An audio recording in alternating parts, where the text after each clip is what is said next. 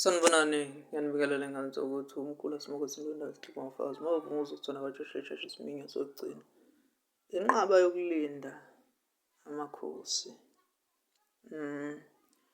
No, ngizokwanda kakhulu namagama ney'bongo izinto engaziphiwa idlozi nengiziphiwa ngabantu ngey'gameko ezenzekayo. Sizokhuluma la kanje. Ake sibambe nakho. Sizokhuluma ngejazi elimnyama once again. Kukwenzeka ukuthi uma ungezwanga kahle noma kukhona ulwazi olunga-edeka uzwe nawe ucacelwe. La ngani zakwethu, please do make sure ukuthi wena uyasubscribe wena usasemusha nje. Subscribe once. If you change your phone ngani yakwethu, please do make sure ukuthi uphinde usubscribe. Phela usubscribe kumahhala kuthatha imali. Siyokukhombisa nje ukuxhasa and like the videos abakuchazayo nozoyakulethela ulwazi oluyelona. No, la ijazi elimnyama ngani zakwethu, ijazi leli kahle kahle elilanda amandla asuke ethize umuntu omdala kakhulu owayesuke enjani, esebenzisa kakhulu imithi ethize eyisuke inzima, very powerful, izithwebulo. Labantu abasuke bekuthwebula umuntu bakuthatha umuntu bakubekela bese beyakukhothisa bekuncindisa. Labantu abasuke benemithi nezizwe lezi ey'nkulu ezinzima, yonke nje into ongayicabanga kusuke kuqhamuka lapho. Ijazi elimnyama lelo elisuke liphathwa abantu abasuke kanjalo. Imvamisa livamise ukwembathwa abantu abasuke bengamagedla noma izinyanga ezisuke zinjani na, ezisuke ziphathe imithi okusuke kunokhokho wakhe noma umkhulu wakhe wayekade esuke kanjalo. Futhi lowo muntu ukuze uthole ijazi kusuke kukhona isithunywa esifuna ukuthi lo muntu akwembathe, kodwa bese wethola indlela yokumhlambulula. Right-ke, nasezangomeni kuyenzeka kube khona kanjalo unikeze ijazi noma unikeze into ethize emnyama. Nakubathandazi kanjalo. Kodwa lo muntu uma ngabe ezonikezwa, imvamisa livamise ukuba ney'ngqinamba ngoba kusuke kuyijazi elisuke linzima kakhulu nelisuke linamandla. Kuhle kakhulukazi labantu abasuke beyabantu bamanzi. Umuntu wamanzi njengani zakwethu, ijazi elimnyama akalithinti.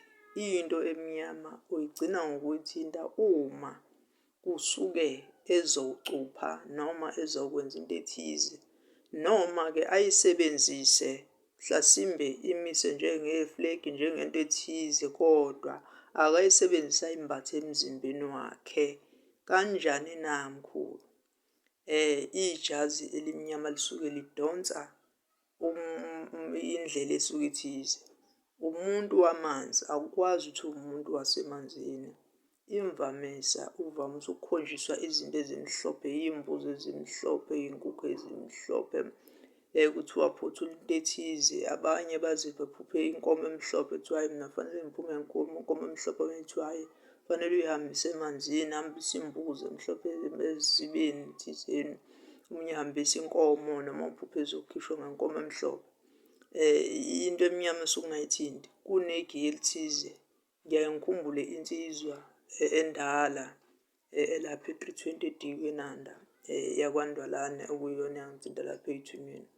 Ngathinta indaba yombala omnyama ogcina ngoba nakhu esuka ehamba eyobethela ngokwesithunywa wasemadungeni. Ngamgcina ngalezo y'khathi, kodwa nje uthi uzombatha into emnyama okufana nento ebomvu, yena kwakungavumelekile. Kodwa kangisho ukuthi abantu kukanjani ngoba angikwazi ukuthi wena kume kanjani futhi unikezwe kwathiwa yenze njani. Uma uyenzeka uthole ukuthi wasemanzini bese unikezwa kuthiwa uluthathe ulihenge lapha, kanti umkhulu wakho wenzela ukuthi uyakudabukela njengomZulu futhi ukuthandile, wenzela ukuthi akuvimbele izitha noma lowo muntu othize, wenzela ukuthi akushayele izinto ey'thize ey'suke zingezi kahle. So uyakwazi ukuthi ulithungise bezolithatha ulibeka lapha noma ungalithabatha ngendlela.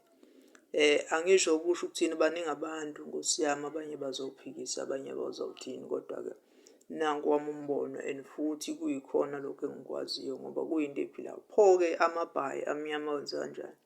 Yes, namabhayi amnyama kukhona iy'khathi la uthola ukuthi uma kusekhona izinto ezingamacala noma kunjani ukuthi uthinta into emnyama kufanele uvuke uzizwe umbathwa usizo, umbathwa ukuhlupheka ungazazi kwenze njani.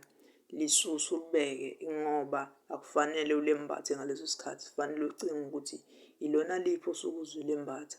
Wena muntu kamoya-ke ukwazi ukusebenza nosasefa. Ngikhuluma ngomuntu ongazazi nje ukuthi kwakwenze njani. Ya, yake yasho nenye insizwa eyasho kahle ukuthi yona sathwasa yathi yona ayisakuba isikhwama siyathwasa siyabulala umuntu nje wamsukela nawe yakadla wenza lokhuya nalokhuya. Wayesevele esetshengisiwe ijazi limnyama. Kwakuvele umuntu owayenobunyanga bakubo. Ya. Danke ngani zakwethu. Ngiyathokoza mina.